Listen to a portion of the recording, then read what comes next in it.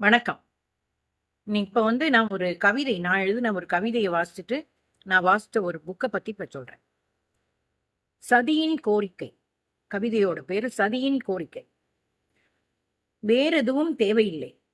வேலை கனமென்னை வெலவெலக்க வைக்கும்போதோ, கற்பனையாய் வியாதி எதுவும் கதறி அழ வைக்கும்போதோ, உறக்கம் வராமல் நான் உருண்டு புரண்டு வரும்போதோ, இறுக்கமாய் அணைத்து நான் இருக்கிறேன் என்ற நம்பிக்கையை தானமாய் தந்துவிடு. அன்னை மடி கதகதப்பை அள்ளி நீயும் தந்துவிட்டால் ஆயுளுக்கும் நீங்க மாட்டேன். கொஞ்சம் நான் பிழைத்தும் போவேன். நல்லாக்கா. அதாவது பெண்கள் பெரிதும் விரும்புறது தன் தாய் கொடுக்கிற அரவணைப்பை தன் கணவனும் கொடுக்கணும் அப்படிங்கிறதுதான். தந்தை கொடுக்கிற தைரியத்தை தன் கணவன் கொடுக்கணும் அப்படிங்கிறதுதான். தன் தாயையும் தந்தையும் தான் தன்னோட கணவன்கிட்ட பார்ப்பாங்க. அதை கொடுத்துட்டீங்க அப்படின்னா அவங்க மோஸ்ட் ஆஃப் த லேடிஸ் தப்பா போக மாட்டாங்க. அதையும் மீறி சிலர் போவாங்க. எல்லாம் கிடைக்கிற இடத்துலயும் போவாங்க. அது வேற. கூடிய வரைக்கும் இன்றைய ஆண்களுக்கு அது ஒரு பெரிய சேலஞ்சா இருக்கு. பெண்கள எப்படி சமாதானப்படுத்தி தன்னோடயே வச்சுக்கிறது அப்படிங்கிறது. அதுதான் ஆயுளுக்கும் நீங்க மாட்டேன். கொஞ்சம் நான் பிழைத்தும் போவேன். கொஞ்சம் நான் பிழைத்தும் போவேன் ஏன் எழுதுறேன் அப்படின்னா, தவறி போகும்போது அது ஆணுக்கு மட்டும் பாதிப்பு இல்ல. பெண்ணுக்கும் அது ஒரு பெரிய குற்ற உணர்ச்சிய குடுக்கும். அந்த நேரத்துல அவங்க ஒரு ஆசைப்பட்டு வேற ஒரு ஆண்ட்ட போய்வாங்க. ஆனா, அந்த குற்ற உணர்ச்சி அவங்க வாழ்நாள் முழுசும் சந்திச்சுட்டு இருக்க மாரி இருக்கும். அதனால நீ என்னைய நல்லா நடத்து. நான் உன் கூடயே இருந்துடுறேன். நானும் பொழைச்சு போவேன். எனக்கு ஒரு நல்ல பேரோட நான் வாழ்ந்துட்டு போயிருவேன். அப்படிங்கிற அர்த்தத்துல தான் அப்படி சொன்னேன். கொஞ்சம் நான் பிழைத்தும் போவேன் அப்படின்னு சொன்னேன். நான் வாசிச்ச நாவல் பேரு உடைந்த நிழல். அதை எழுதினவரு பாரதி பாலன். நான் இவரோட கதைகள் இதுவரைக்கும் எதுவும் வாசிச்சதில்லை. இதான் முதல் கதை வாசிச்சிருக்கேன். சந்தியா பதிப்பகத்தோட வெளியீடு. விலை ரூ. 120. முதல் பதிப்பு 2005ல வந்திருக்கு. இது 2 நண்பர்கள பத்தின கதை. அது அந்த அந்த கதைய பத்தி ஆசிரியர் எழுதும்போது அழகா ஒண்ணு சொல்லியிருக்கிறாரு. என்னன்னா, "மாம்பூவும், வேப்பம்பூவும், தும்பைப்பூவும் பூவிலா சேர்த்தியாக இருக்கிறது." நம்ம மல்லிகைப்பூ, கனகாம்பரம்னு சொல்ற இடத்துலயா நம்ம மாம்பூவையும், வேப்பம்பூவையும் கொண்டு வர்றோம்? இல்ல. ஆனால் அடுக்கடுக்கான அதன் கட்டுடலும், நெகிழ்வும், வழவழப்பும் எத்தனை அழகு! இதையெல்லாம் பார்க்க தனி கண் வேண்டும், மனது வேண்டும் என்று ஒருமுறை நரேஷ் முத்தையா சொன்னது இப்போது மனதில் படுகிறது. ஆசிரியரோட நிஜ நண்பருக்கு பேருமே நரேஷ் முத்தையா. கதையில உள்ள கேரக்டருக்கு பேரும் நரேஷ் முத்தையா தான். இத்தகைய பூக்களைப் போன்றவர்களே கதையின் மாந்தர்கள். 2 வித்தியாசமான நண்பர்கள பத்தின கதை. ஆனா அவங்களுக்கிடையில இருக்கிற நட்பு ரொம்ப அழுத்தமானது. ஆ ஆனா கான்ட்ராஸ்ட் குணம் உள்ளவங்க. ஒருத்தன் எந்த தப்பு பண்றதுக்கும் அவன் பயப்படவே மாட்டான். ஒரு பெண் மாத்தி ஒரு பெண் அனுபவிச்சுட்டு போயிட்டே இருப்பான். அந்த அந்த குற்ற உணர்ச்சியே இருக்காது. அந்த அவ்வளத்தையும் தூக்கி தூர போட்டுட்டு, ஒரு பணக்கார வீட்டு பொண்ண கல்யாணம் பண்ணுவான். ஆனா கூட இருக்கிற நண்பனுக்கு இந்த ஒரு ஒரு விஷயமும் அவனுக்கு ஒரு பெரிய உறுத்தலா இருக்கும். இந்த 2 நண்பர்கள். ஒரு நண்பரோட பேரு காந்திராஜன். இன்னொரு நண்பரோட பேர் அ நரேஷ் முத்தையா. காந்திராஜனோட கேரக்டர் எப்படின்னு பாருங்க. அவனுக்கு நேர்மை, உண்மை அதெல்லாம் ஒண்ணுமே கிடையாது. லௌகீக வெற்றி.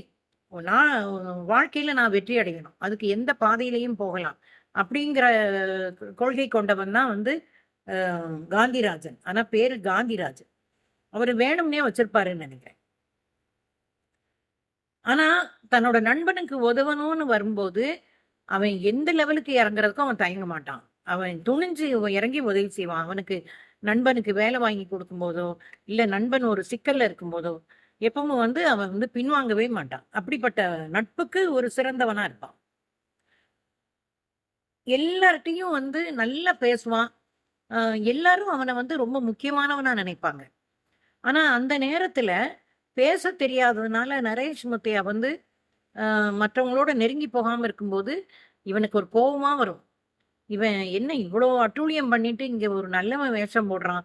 அப்படிங்கிற மாரி ஒரு கோபம் வரும். நமக்குமே சிலரோட உண்மையான குணம் தெரிஞ்சு அவங்க வெளியில வேற மாரி நடக்கும்போது, நமக்கு ஐயோ! இத சொல்லிற மாட்டோமா அப்படின்னு வரும். அந்த மாரி இவனுக்கு ஒரு கோவம் வரும். நரேஷ் முத்தையா வந்து கிராமத்துல உள்ளவன். அவனுக்கு அங்க வேலை கிடைக்காம அவன் நகரத்துக்கு வர்றான். நகரத்துக்கு வந்து காந்திராஜனோட ரூம்லயே தங்கியிருந்து வேலைக்கு ட்ரை பண்றான். இவர் வந்து காந்திராஜன் முயற்சி பண்ணி வேலையுமே வாங்கி குடுக்குறாரு. ஆனா, அந்த காந்திராஜன் செய்ற நியாயமற்ற காரியங்கள் எதுவுமே இவனுக்கு வந்து சம்மதமே கிடையாது. ஆனா வேற வழி கிடையாது. அவன் தான் இவருக்கு வேலை வாங்கி குடுக்குறான், வசதி பண்ணி குடுக்குறாங்கிறனால சகிச்சுக்கிட்டு போவான். அந்த காந்திராஜன் ஒரு பொண்ண லவ் பண்ணுவான். அ ஜெயந்தின்னு. அது லவ் கிடையாது. அந்த பொண்ணு கல்யாணம் ஆன பொண்ணு. இவன் கூட வேலை பார்க்குறவங்க. இந்த முன்னால கமலஹாசன் படம் ஒண்ணு வந்தது. தான் செய்ற அத்தன அட்டூழியத்தையும் போயி, ஒரு அலுவலகத்துல இருக்கிற ஒருத்தர்ட்ட சொல்லுவாரு. கடைசில அவரு அ துக்கம் தாங்க முடியாம போயிடுற மாரி வரும். அது மாரி இந்த காந்திராஜன் என்ன பண்ணுவான், நரேஷ் முத்தையாட்ட தான் செய்ற அத்தன காரியங்களையுமே சொல்லுவான். அந்த ஜெயந்திய வந்து அ ஜெயந்தி முதல்ல இவன கண்டுக்கிறாம இருப்பா. ஆனா, அவள கண்டுக்கிற வைக்கிறதுக்காக வேண்டி தான் என்னென்னலாம் செஞ்சோம். அப்ப எப்போ ஒரு ஒரு க ஒரு இளகி போன ஒரு நேரத்துல, அவ தன் கணவன பற்றின ஒரு ஆதங்கத்த சொல்லும்போது, அத புடிச்சு எப்படி அவன் மேல மேல ஏறி போறான். இந்த ஒரு விஷயத்துல வந்து பெண்கள் பிற ஆண்களிடம் தன் குடும்பத்து கஷ்டம், தன் கணவன பற்றின ஒரு ஆதங்கம், அதெல்லாம் சொல்லும் முன்னாடி ரொம்ப யோசிக்கணும். இவன் அப்படி சொல்றான். அந்த ஜெயந்தி வந்து ஒரு ஒரு காலகட்டத்துல இவனோட நெருங்கிய பழக ஆரம்பிச்சிடுறான். அப்போ காந்தி அந்த ய வ எல்லா கூட்டங்கள்லயும் பெண்கள்ட்ட பேசும்போது, பெண்களுமே வந்து அவன்ட்ட ரொம்ப நெருங்கி பேசுறாங்க. பெண்களுக்கு ஒரு இயல்பான ஒரு குணம் இருக்கு. ரொம்ப கலகலப்பா, ஒரு ஜாலியா பேசுனாங்கன்னா, உடனே இவங்களும் ஈஸியா அவங்கள்ட்ட அட்டாச்ட் ஆயிடுறாங்க. அப்ப எல்லாம் இவனுக்கு என்ன தோணுது, சாக்கடையில தானே விழப்போகுது. இதுக்கு எதுக்கு இந்த அலங்காரம்? அப்படின்னு இவனுக்கு ஒரு மனசுக்குள்ள தோணுது.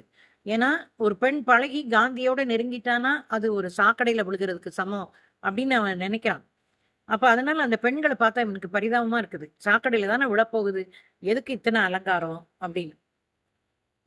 ஆனா ஒரு ஸ்டேஜ்ல என்ன பண்ணிடுறான், காந்திராஜன் வந்து அ ஒரு பணக்கார அ ஒருவரோட பெண்ணு கல்யாணத்துக்காக வேண்டி வரும்போது இவன் ஒரு இவன் ஒரு நல்ல நல்ல திறமைசாலி அப்படின்னு நினைச்சிட்டு அவனுக்கு குடுக்க நினைக்கிறாங்க.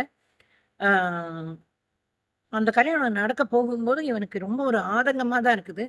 அ ஐயோ! இந்த இந்த பொண்ணு ஜெயந்தியும் ஏமாற போகுதே! அ கல்யாணம் பண்ணி வர பொண்ணும் ஏமாற போகுதே! அப்படின்னு.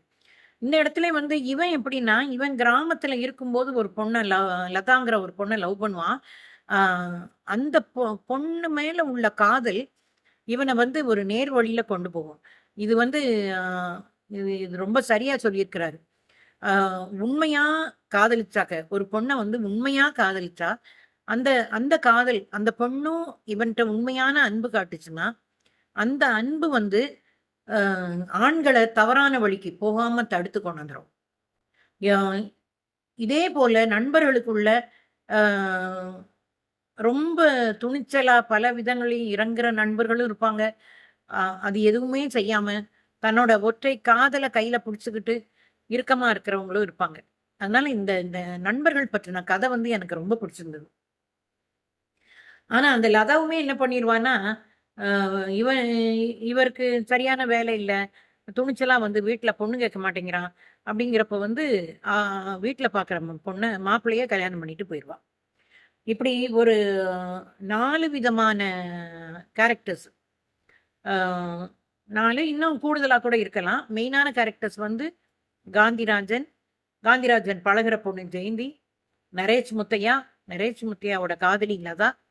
இந்த 4 கேரக்டர்ஸையும் எனக்கு கொண்டு போறது வந்து, அந்த ஆயிரங்கால் சடைய பின்ற மாதிரி, இப்படி மாத்தி மாத்தி போட்டு பின்ற மாதிரி, அதன் மேல தாழம்பூவ வச்சு அழகு படுத்துற மாதிரி, அப்படி ஒரு எண்ணத்த எனக்கு குடுத்துச்சு. ஆ எ ரொ 2005ன்னா கிட்டத்தட்ட 20 வருஷம் ஆகப்போகுதுன்னா கூட, இந்த கதை இன்னைக்கும் நமக்கு வாசிக்கிறதுக்கு ரொம்ப ரசிக்கத்தக்கதா இருக்கு. கிடைச்சதுன்னா வாசிங்க. "உடைந்த நிழல்" எழுதியவர் பாரதி பாலன். நன்றி.